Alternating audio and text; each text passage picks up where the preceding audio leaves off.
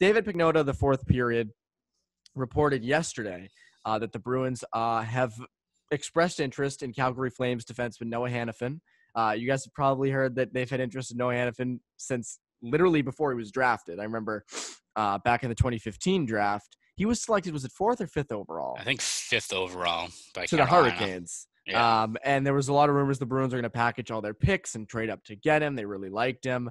They ended up doing that. Instead, we know what happened with the 2015 draft. That's a whole nother topic we've covered in depth many times. But the Bruins have expressed interest, according to David Pagnotta of the fourth period, in Noah Hanifin. He currently has 4 years left on his current 6-year, $29.7 million deal. So that comes with a cap hit of $4.95 million. Calgary is also believed to have interest in Bruins forward Andre Kasha, who's in the final year of his contract before he becomes a restricted free agent next season. So you'd probably have a one-for-one Kasha Hanifin. Maybe another piece would have to go to Calgary because Hanifin has so much left on his deal, and Kasha obviously does not. What is your initial reaction to this? Because when we mentioned this before the show, I think we both had different reactions to this. So I'm interested to hear what your take is. Yeah, well, I think if you're a casual Bruins fan, it checks off all the boxes, right? I mean, BC kid, Norwood, he fits the spot. He's a left shot D. Hometown kid. I mean, who else do you need, right? That fits everything you need. But I think when you kind of take a step back and maybe look at the player, he's certainly not kind of the top tier franchise defenseman I think a lot of people envisioned he would be when he was drafted fifth overall. And granted, I mean, he's 23 years old, and it's not like, defensemen are just, hit the ice in the NHL ranks and just mold into, elite defensemen. He still has a lot more to kind of give up at the NHL level. But that being said, I mean, I understand the need for, Bruins fans to look at any viable, left shot D and, target them, because you look at kind of the state of the roster right now with, you're looking at Lozon or Zaboral or Vakanainen, slotting into a pretty, valuable role on this team. A guy like Hanifin makes plenty of sense. At least, he's a guy who's been in the league for 5 years. I think he's averaged about 19 minutes of ice time. He would, at the very least, be a guy you could plug in there and probably be a viable defenseman. That being said, I don't know if he's like the exact answer you're looking for the Bruins in terms of one, what you'd have to give up for him, what money you'd commit to him, and what I think the expectations are. Because I think fans maybe look at a guy like Hanifin and think he's the player maybe he was projected to be when he was 18, 19, where he's going to be a, 23 minutes, give you a little bit of offense and a shutdown guy because he's a bigger guy at 6'3". But you kind of look at his numbers and they don't really stand out in terms of maybe what you're looking for. Like, I feel like if you're the Bruins and you're rolling with a guy like Zaboral or Vakanainen or Lozon, and let's say we put them with Brendan Carlo, I don't know what exactly you're looking for there, but as long as they're giving you 18 minutes, 16 to 18 minutes a night, they're steady, they're complementing, they're shutting down scoring chances. That's all I'm kind of looking for there, because they also have McAvoy, they've got Grzelcyk, they've got playmakers on their D-core. I'm not looking for a lot from those guys, but just be steady. And you kind of look at Hanifin's game, and I think for as much as he projects as a bigger defenseman, a guy who's a shutdown option, he really hasn't been that, especially in Calgary. I mean, I think last year he was 159 among 199 defensemen in terms of goals against per 60 minutes. Not great. And again, there's a lot of things that kind of factor into that in terms of how much ozone time they're getting. But still, you look at maybe a few of these other guys the Bruins are interested in, like Mackenzie Weegar or one of those guys, and you look at their underlying numbers and you see a guy who, with added minutes could really step into a role and excel here.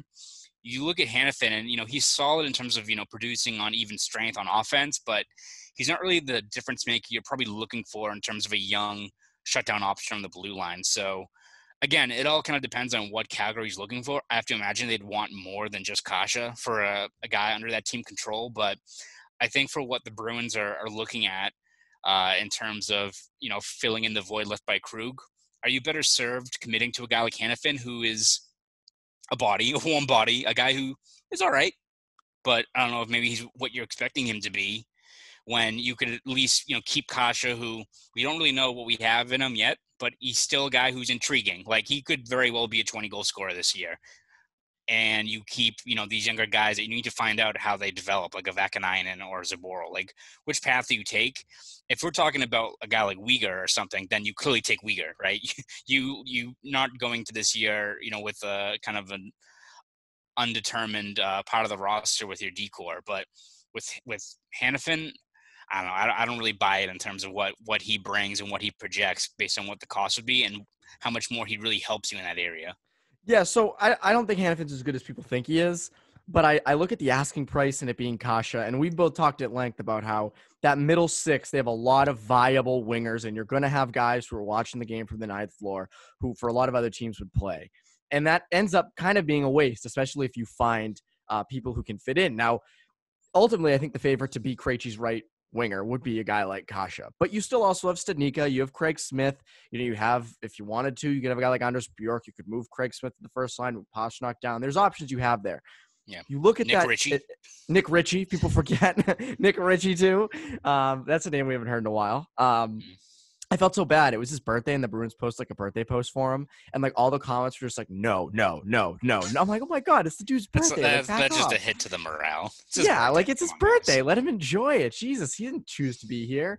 But you look at that, and then you look at the defense, and you have your three mainstays in Grzelcyk, Carlo, and McAvoy, and ironically, those are the three you keep in the expansion draft. So that's a pretty easy three to keep. Cassidy really seems to like Lauzon, so I would imagine he'll be in the top four. Who knows about Chara?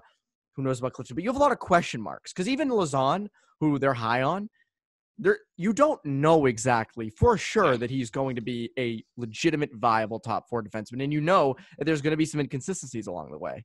Yeah. Now, if they're comfortable with going the route of let's see, Vakanainen and Zaboro, Lauzon, let's see what they can give us, then own that route, own it.